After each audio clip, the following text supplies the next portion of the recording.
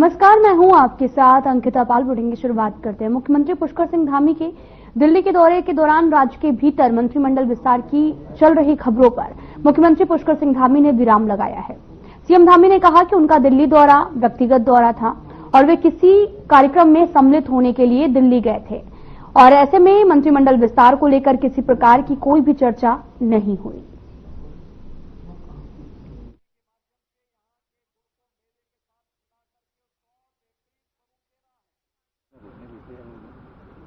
नहीं, इस बार मंत्रिमंडल की बात नहीं हुई है, क्योंकि इस बार मैं व्यक्तिगत कार्यक्रमों में गया था और मुझे कुछ समारोह में भी शामिल होना था कुछ जगह पर।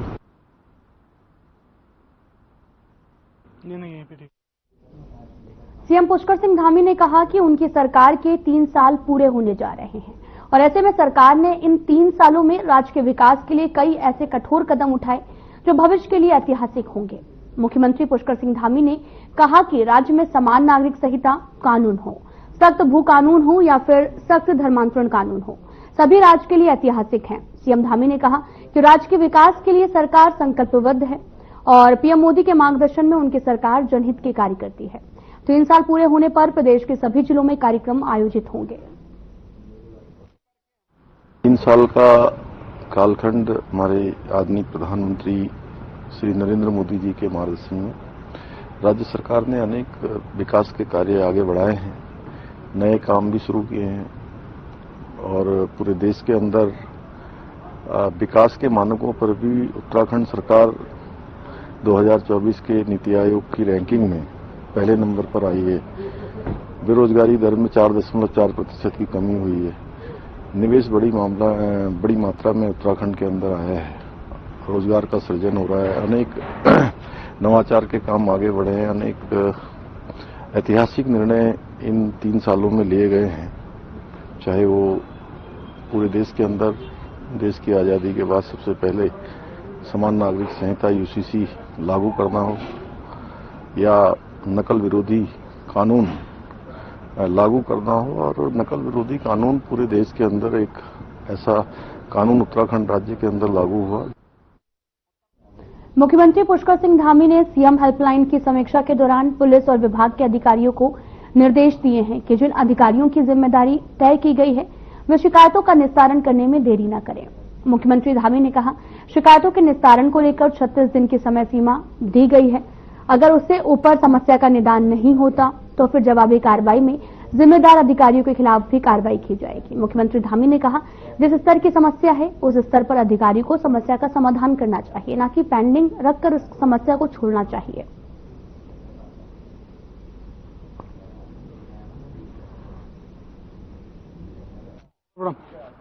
L1 के स्तर पर 36 दिनों का एक समय सीमा तय की गई है जहां पर शिकायत आती है और 36 दिनों से अधिक होने पर अगर वो शिकायत वहां से निस्तारित नहीं हुई है तो ऐसे मामलों को हमने गंभीरता से लिया है और जिन विभागों में ज्यादा पेंडेंसी है उसको भी बहुत गंभीरता से लिया है और सभी को 100 को देने का, क्योंकि हम जनता के प्रति हमारी जिम्मेदारी है, जवाबदेही है। और मैंने कहा है कि जिस स्तर पर समस्याओं का समाधान हो जाना चाहिए वो समस्याएं उसी स्तर पर समाधान की ओर जानी चाहिए, उनको उससे ऊपर के स्तर पर नहीं आना चाहिए कि L1 के स्तर पर, L2 के स्तर पर, यानी कि कोई अगर तहसीलदार या STM के स्तर की समस्या है तो उसको जिलाधिकारी या कमिश्नर के यहाँ नहीं आना चाहिए। जो जिलाधिकारी कमिश्नर के यहाँ पर जो चीजों का समाधान हो सकता है वो शासन में नहीं आना।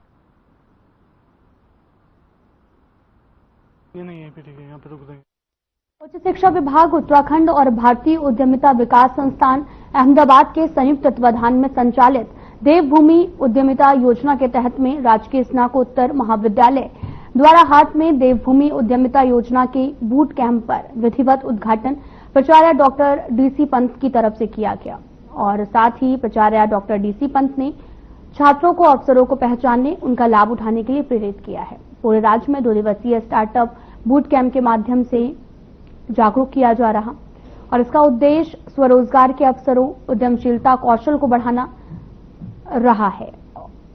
सरकारी योजनाओं और नए उद्यमों के लिए सहायता और नया उद्यम शुरू करने के लिए आवश्यक आधुनिक कानूनी और साथ ही प्रबंधकीय संशोधन के बारे में भी जानकारी देना है।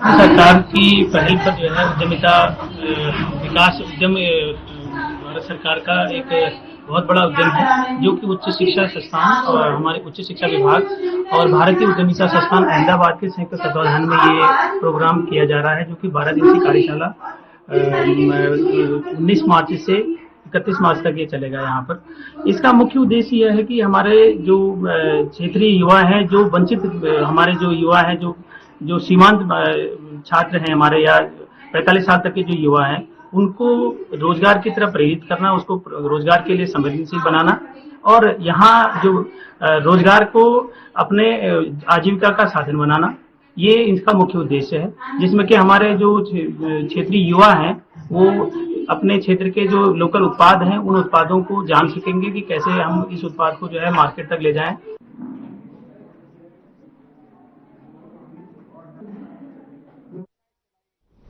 प्रदेश की धामी सरकार एक और अपनी 3 साल पूरे होने के जश्न की तैयारी कर रही है। वहीं मंत्रिमंडल के साथ साथ दायित्वों का आवंटन भी और सुगबुगाहट भी तेज हो गई है। बताया यह भी जा रहा है कि मंत्रिमंडल से पहले संगठन स्तर पर दायित्वों का वितरण हो सकता है। प्रदेश में कई महत्वपूर्ण पदों पर दायित्व खाली हैं। बीजेपी प्रदेश महामंत्री आदित्य कोठारी ने जानकारी दी है। एक विषय पर केंद्र नेतृत्व के लिए प्रदेश नेतृत्व की बात हुई है। दायित्वधारियों की घोषणा हो जाएगी। हमारी तरफ से विषय में केंद्रीय नेतृत्व के समक्ष हमारे प्रदेश नेतृत्व ने बातचीत की है और लगभग उसकी एक्सरसाइज जो होनी थी पूरी हो चुकी है और किसी भी शुभ अवसर पर दायित्वधारियों की घोषणा हो जाएगी।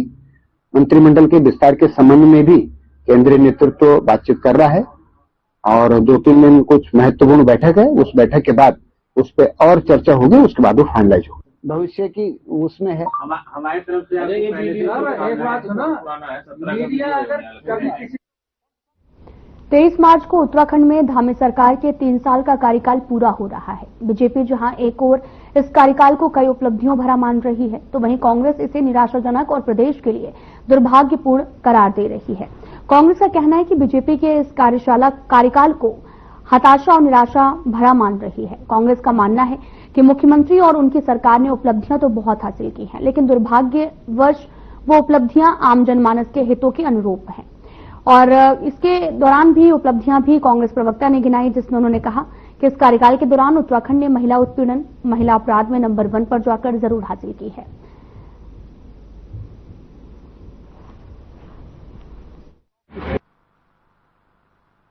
देखिए, विकास कभी गिनाया या बताया नहीं जाता, ना विकास पुस्तिकाओं में छापा जाता है। विकास तो स्वतः दिख जाता है और विकास आपने किया नहीं। सरकारें चुनी जाती हैं सड़क, स्वास्थ्य, शिक्षा, रोजगार के लिए, वहां आपने कोई आयाम स्थापित नहीं किए। आप बात कर रहे हैं कि आप यूसीसी लाए, तो यूसीसी की तो कभी मांग रही नहीं। यूसीसी के लिए कोई उत्साह पहाड़ वासियों में देखने को नहीं मिल रहा, उत्तराखंड वासियों में देखने को नहीं मिल रहा है।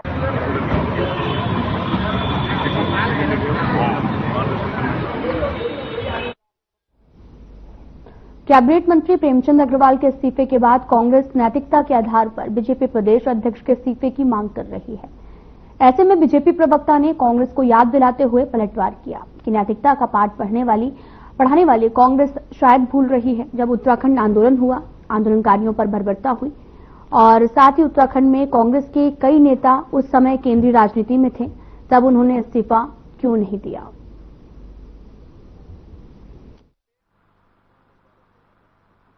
देखिए, पहले तो कांग्रेस को भी माफी मांगनी चाहिए। आज कांग्रेस के वो लोग नैतिकता की बात कर रहे हैं, नैतिकता की दुहाई दे रहे हैं, जिन्होंने उनके प्रदेश अध्यक्ष जो हैं करण महरा, उन्होंने गढ़वाल के लोगों के लिए अपशब्द थे।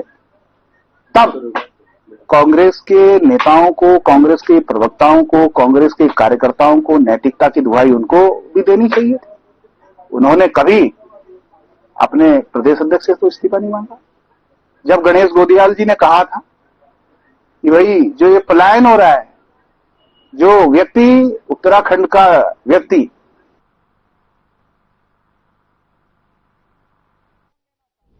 प्रदेश सरकार द्वारा शिक्षा की गुणवत्ता को बढ़ाने के लिए लगातार ठोस कदम उठाए जा रहे हैं।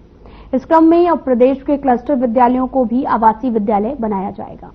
चरणबद्ध तरीके से ये विद्यालय आवासीय विद्यालय बनेंगे। आसपास के कम छात्र संख्या वाले विद्यालयों का इसमें समायोजन किया जाएगा। प्रदेश प्रवक्ता सुनीता विद्यार्थी ने बताया कि विभाग ने क्लस्टर विद्यालयों का चयन किया है। योजना के तहत पहले चरण में माध्यमिक स्तर पर सभी 95 विकासखंडों में एक एक क्लस्टर विद्यालय बनाया जाएगा, जिसमें कक्षा 5 से 12 तक के छात्र छात्राओं को आधारभूत सुविधाओं के साथ साथ स्मार्ट क्लास, वर्चुअल क्लास का लाभ भी मिलेगा।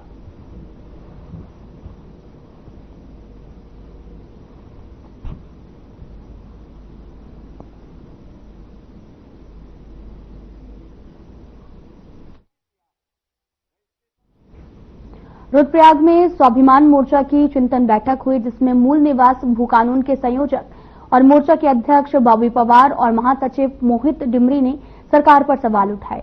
उत्तराखंड स्वाभिमान मोर्चा की टीम रुद्रप्रयाग पहुंची और जहां पहले से मौजूद सैकड़ों लोगों ने मोर्चे का स्वागत किया और साथ ही उन्होंने LUCC कोऑपरेटिव सोसाइटी के खिलाफ जोरदार प्रदर्शन कर प्रदेश सरकार की कार्रवाई की मांग की है।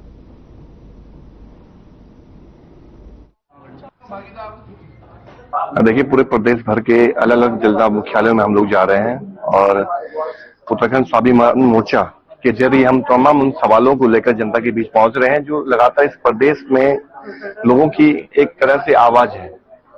आप देखिए, मूल निवास हो, भू कानून हो, बेरोजगारी का सवाल हो और भी अन्य जो जनता के ज्वलंत सवाल हैं, उसको लेकर जनता पिछले 24-25 सालों से संघर्ष कर रही है। लेकिन आज आप देखिए, राष्ट्रीय पार्टियों ने इस राज्य को कहां किस दिशा में ले जा रहे हैं।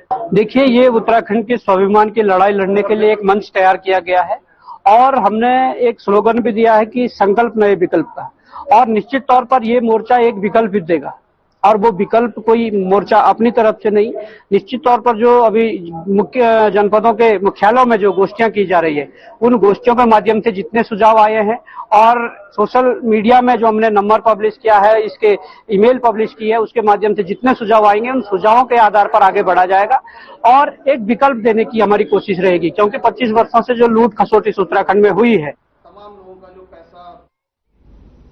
चारधाम यात्रा के लिए ऑनलाइन पंजीकरण के पहले दिन 1,65,000 से भी अधिक तीर्थयात्रियों ने पंजीकरण कराया है। केदारनाथ धाम की यात्रा के लिए सबसे अधिक 53,570 पंजीकरण हुए हैं। इस बार 30 अप्रैल को गंगोत्री यमुनोत्री धाम के कपाट खुलने से चारधाम यात्रा शुरू हो जाएगी। साथ ही बृहस्पतिवार से ऑनलाइन पंजीकरण शुरू कर दिया गया है।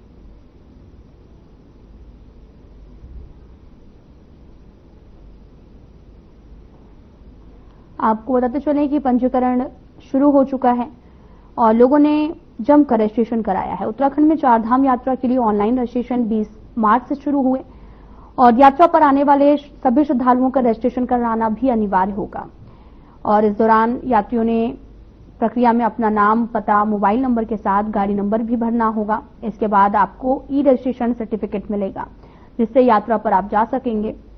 दरअसल चारधाम यात्रा 30 अप्रैल से शुरू होगी और इसी दिन उत्तरकाशी जिले में गंगोत्री यमुनोत्री मंदिरों के कपाट खुलेंगे। केदारनाथ मंदिर 2 मई को रुद्रप्रयाग जिला और बद्रीनाथ मंदिर 4 मई चमोली जिले से श्रद्धालुओं के लिए खोले जाएंगे।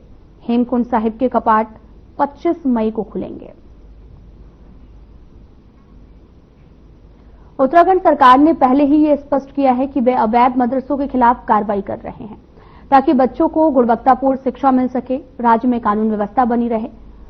मदरसा शिक्षा परिषद के अध्यक्ष मुफ्ती शामून कासमी ने भी कहा कि ये कार्रवाई किसी एक वर्ग विशेष के खिलाफ नहीं है और साथ ही अवैध मदरसों को सही दिशा में लाने का काम किया जा रहा है।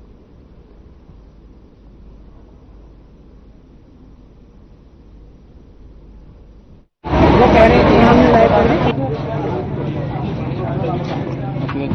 उत्तराखंड राज्य के अंदर संचालित मदरसों की जांच और उन पर कार्रवाई, मैं समझता हूं ये माननीय मुख्यमंत्री श्री पुष्कर सिंह धामी जी का ये वो कदम है कि उत्तराखंड देवभूमि एक आदर्श राज्य है और उसे आदर्श राज्य के जो मर्यादाएं हैं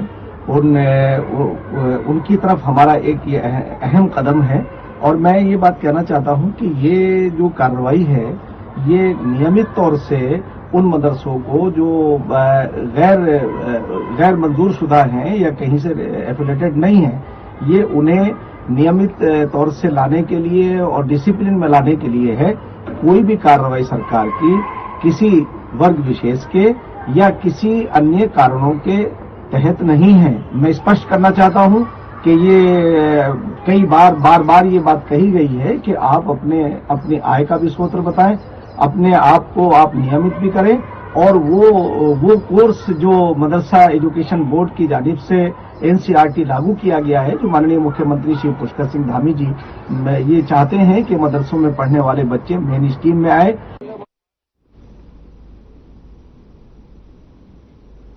मुनिकरेती नगरपालिका क्षेत्र अंतर्गत नई मंडी पुल रामलीला मैदान के गेट पर वन विभाग ने ताला लगा दिया है। ताला लगाने की वजह से रामलीला मैदान में अवैध रूप से सब्जी की ठेलियां और अन्य कार्यक्रम करने बताए हैं, और वन विभाग ने इस संबंध में नगरपालिका मुनिकरेती को नोटिस दिया है। और वही नोटिस मिलने पर नगरपालिका अध्यक्ष नीलम विजवाना ने वन विभाग की कार्रवाई पर कई प्रकार के सवाल भी उठाए। और इस संबंध में मुनिकरेती नगरपालिका के सभागार में अध्यक्ष नीलम विजलान ने प्रेस कॉन्फ्रेंस की और नगरपालिका रामलीला मैदान में साफ सफाई की व्यवस्था पर काम करती है।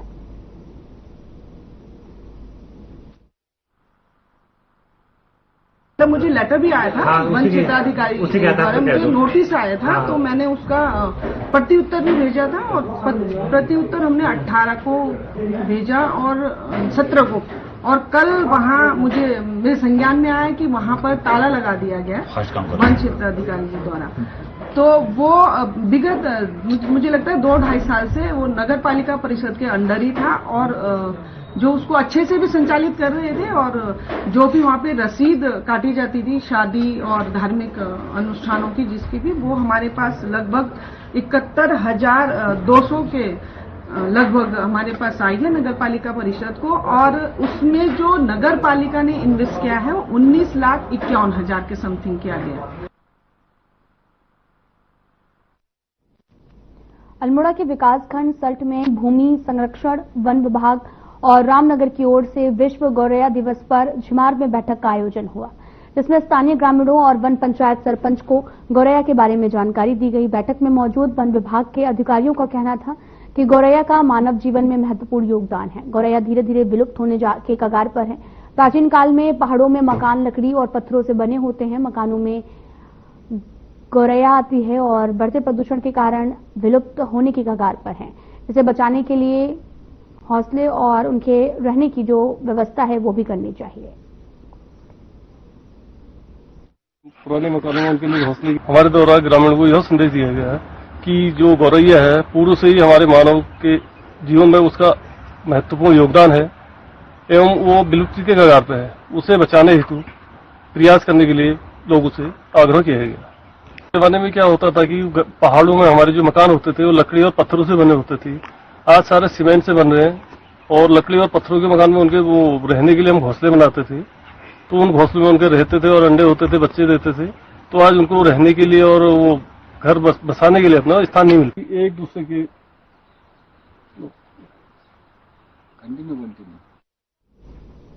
काठगोदाम स्थित कलसिया पुल पर चल रहे मरम्मत कार्य के चलते नैनीताल रोड पर भारी जाम की स्थिति बनी हुई है।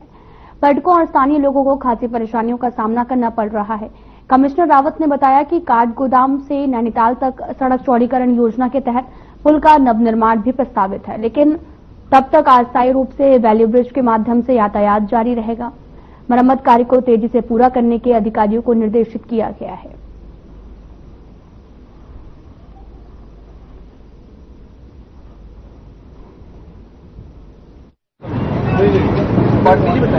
डिवीजन है बेसिकली पीडब्ल्यूडी की, उन्होंने ये ब्रिज यहाँ पे 2022 में बनाया था, बेली ब्रिज था, और इसमें जो नए पुल है उसका टेंडर भी हुआ था, लेकिन उसमें कॉस्ट का कोई इश्यू था, वो काम नहीं हो पाया।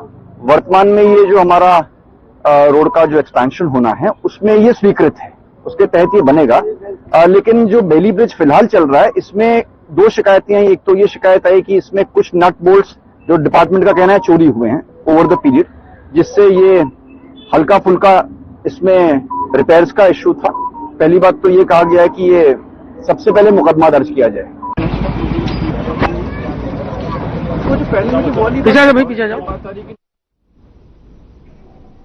उत्तराखंड मदरसा बोर्ड के अध्यक्ष मुफ्ती शामुन कासमी ने बताया कि राज्य में कुल 416 मदरसों को मदरसा बोर्ड से मान्यता प्राप्त है। हालांकि राज्य में कई मदरसे ऐसे भी हैं जो बिना मान्यता के चल रहे हैं। उनके खिलाफ मुख्यमंत्री के निर्देश पर प्रदेश भर में कार्रवाई चल रही है। उन्होंने कहा कि मदरसा बोर्ड के ऐसे मदरसों की पहचान कर सत्यापन करने के निर्देश दिए जो अवैध रूप से संचालित हो रहे हैं।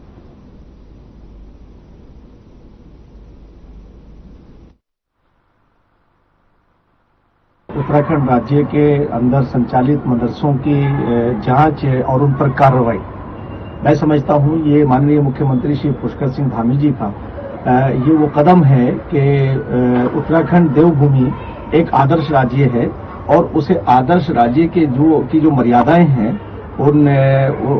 उनकी तरफ हमारा एक ये अहम कदम है। और मैं ये बात कहना चाहता हूं कि ये जो कार्रवाई है ये नियमित तौर से उन मदरसों को जो गैर मंजूर शुदा हैं या कहीं से एफिलिएटेड नहीं है, ये उन्हें नियमित तौर से लाने के लिए और डिसिप्लिन में लाने के लिए है।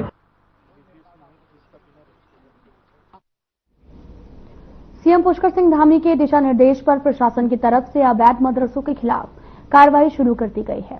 किच्छा में भारी पुलिस फोर्स की मौजूदगी में प्रशासन की तरफ से 1 दर्जन से अधिक मदरसों का निरीक्षण किया गया है। कई मदरसे अवैध पाए गए हैं और सील कर दिए गए हैं। निरीक्षण के दौरान मदरसों में मौजूद व्यक्तियों का कोई पुलिस सत्यापन नहीं मिला। उनकी तरफ से बताया गया कि नाम पता भी झूठा पाए जाने के बाद पूरा मामला संदिग्ध परिस्थितियों में सामने आया।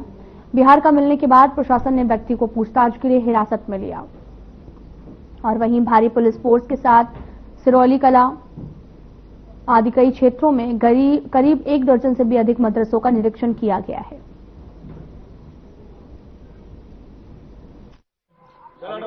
देखिए, लगातार इस बारे में निर्देश प्राप्त हो रहे थे कि जहां कहीं भी सरकारी जमीनों पर इस प्रकार के कोई अवैध स्ट्रक्चर, चाहे वो मदरसे के रूप में चल रहे हों या जिस भी रूप में चल रहे हों, उसको चेक किया जाए।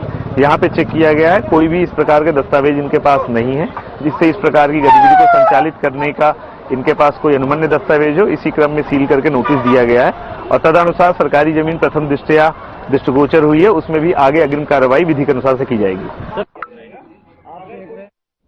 जसपुर में यूपी से लाकर बिना पंजीकरण के अल्ट्रासाउंड मशीन चलाना एक पैथोलॉजी लैब संचालक को भारी पड़ा है। सीएमएस ने जसपुर एसडीएम और पुलिस प्रशासन को बुलाकर मशीन को सील कराकर पुलिस को सौंप दिया। मामले में केस दर्ज किया गया। स्वास्थ्य केंद्र के सीएमएस डॉक्टर धीरेन्द्र गहलोत चिकित्सा कर्मियों के साथ किसी जांच में गए थे। इसी बीच अस्पताल के बराबर में चल रही खुशी पैथ लैब में पहुंच गए और मामले की रिपोर्ट बनाकर पुलिस एवं चिकित्सा अधिकारियों को भेज भी दी गई है और आगे की बिना पंजीकृत लैब संचालकों के विरुद्ध कार्रवाई जारी है।